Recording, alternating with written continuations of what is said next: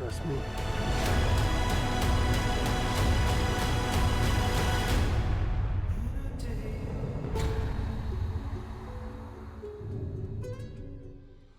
We're going to go ahead and move on to the first part of my stream today, and that is my review for The Last of Us Episode 5. I've been doing these weekly reviews, and they have been fun. And, as you guys know, like, I had my misgivings about this series. I was like, why should I watch this? The game was already so well directed and written and acted. It was so cinematic. I feel like if you even attempted to do an adaptation, it would lessen the material. And I have to say, for the most part, I've really enjoyed the show, Chad. What they've added to it, I think, has worked very well. There have been a few occasions where I didn't feel like it lived up to the cinematic quality. Certainly in the first half, the last half of the first episode for this season. I thought there were some things that were lacking. But after that, pretty much episode 2 and 3 thought were fantastic. Loved the changes they made for episode 3 in regards to Bill and Frank. And then, of course, we had episode 4, last week.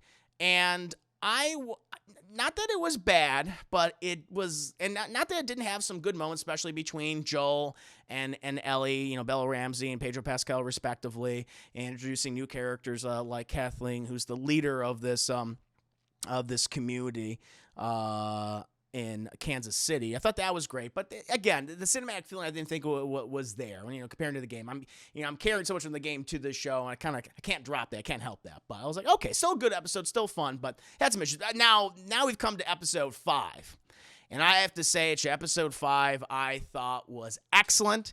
And for those that have played the game, they would know that this is kind of the part where you encounter the characters of Henry and Sam, who we do see at the tail end of episode 4. And Henry and Sam are these two brothers trying to survive in Kansas City, trying to escape.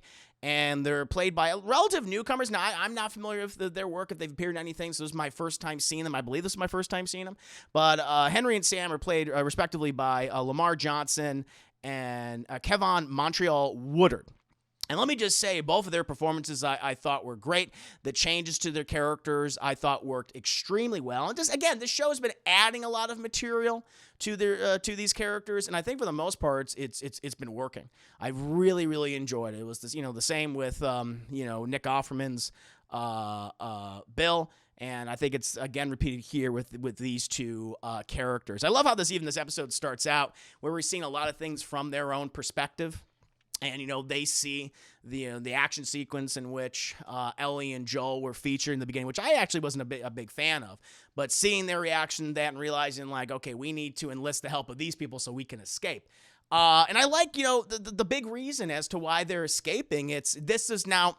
Again, it's been some time since I played the game, and I know that Henry and Sam were trying to escape from some individuals, trying to survive, but I feel like this was added to the show as the big reason as to why they were escaping, and the connection that Henry and Sam have to the character of Kathleen, played by Melanie Linsky, who I also thought was quite good in this episode. All of that, everything that they've added there was great, because, again, this show isn't about, black hats and white hats. There's shades of gray to everybody, and I like that they added a lot of that to the character of Henry.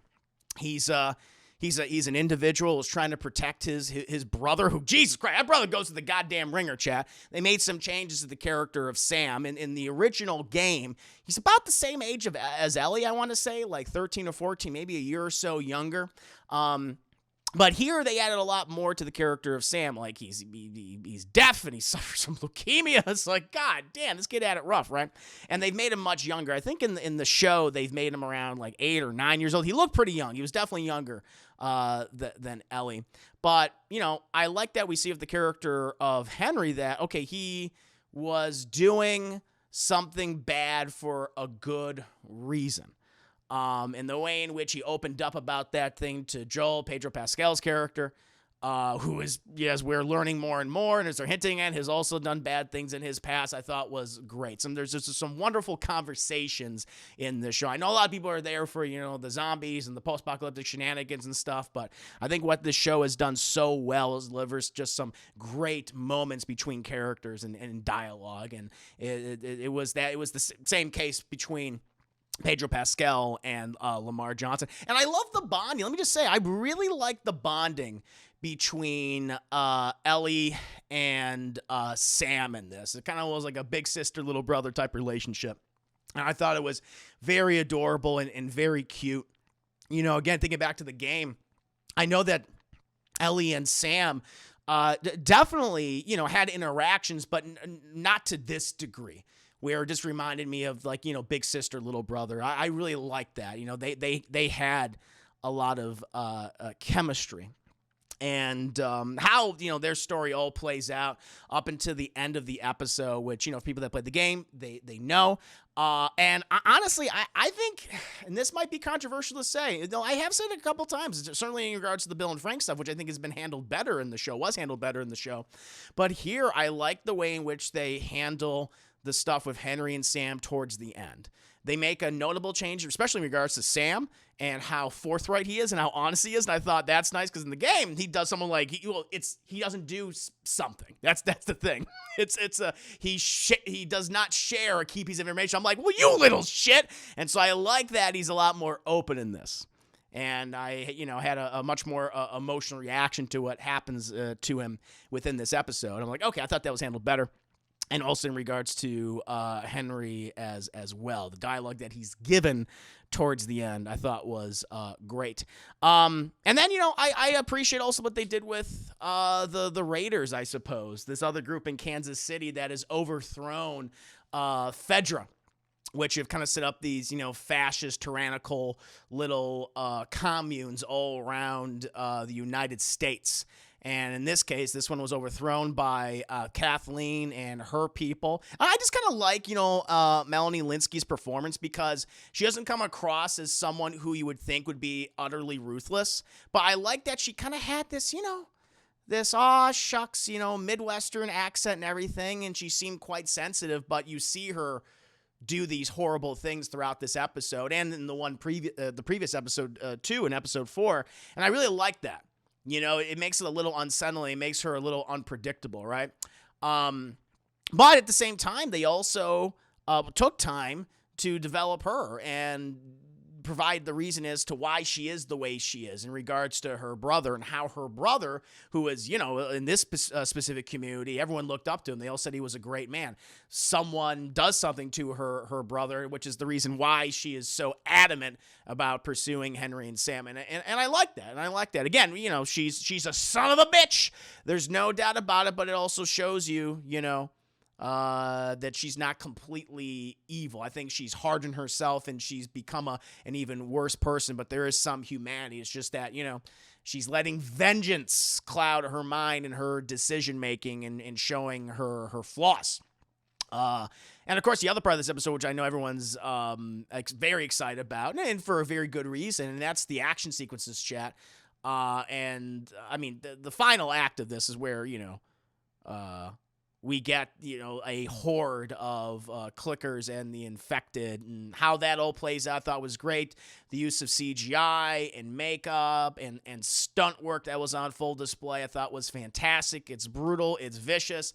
For people who have played the games, you know, we get the introduction of the bloater, who is a very intimidating and terrifying enemy. And, you know, we see some of the death scenes from the game play out here, I thought, to great effect. And I really, really like that.